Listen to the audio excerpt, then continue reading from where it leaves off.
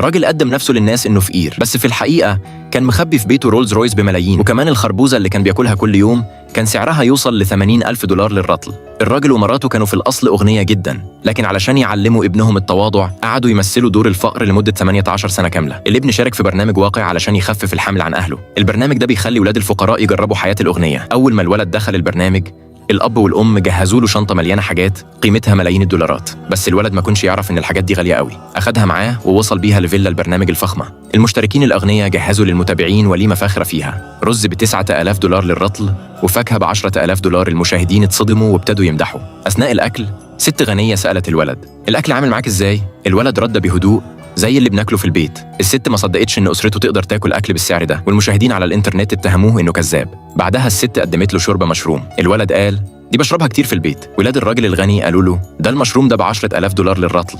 لكن الولد رد: ده بيطلع بكثرة ورا البيت عندنا. المشاهدين قالوا: الولد ده بيكذب. ولاد الراجل الغني سألوا: طب في إيه تاني هنا عندنا في البيت عامل زي اللي عندك؟ الولد بص حواليه وأشار على الخربوزة. وش الراجل الغني اتقلب وقال: ده الخربوزة دي ب80,000 دولار. الست الغنية اتعصبت واتهمت الولد بالكذب، بس الولد بسرعة قال: والله ما بكذب، أنا جايب نفس الخربوزة من البيت. ولاد الراجل الغني قالوا: طب وريها لنا. ساعتها الولد افتكر إنه نسي الهدية في البيت علشان الشنطة كانت مليانة. المشاهدين ضحكوا عليه. في نفس الوقت الأب والأم شافوا البث المباشر، وقال الأب بهدوء: لما يفتحوا الشنطة دي عمرهم ما هيهينوا ابننا تاني. وقام الأب يعرض قدام الكاميرا الحاجات الغالية الموجودة عنده، بس الأغنياء في البرنامج ما عطوش أي اهتمام، وقالوا للولد: ما تطلعش الحاجات دي.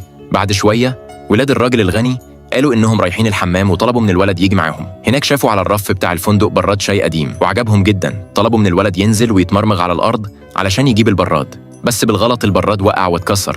مدير الفندق شاف اللي حصل واتعصب جدا لأن البراد كان ثمنه 100 مليون دولار. ساعتها ولاد الراجل الغني كذبوا وقالوا إن الولد هو اللي كسره، ومحدش صدق كلام الولد. الأب والأم اللي بيتفرجوا ما قدروش يتحملوا وقرروا يكشفوا هويتهم الحقيقية ويروحوا الفندق علشان ينقذوا ابنهم.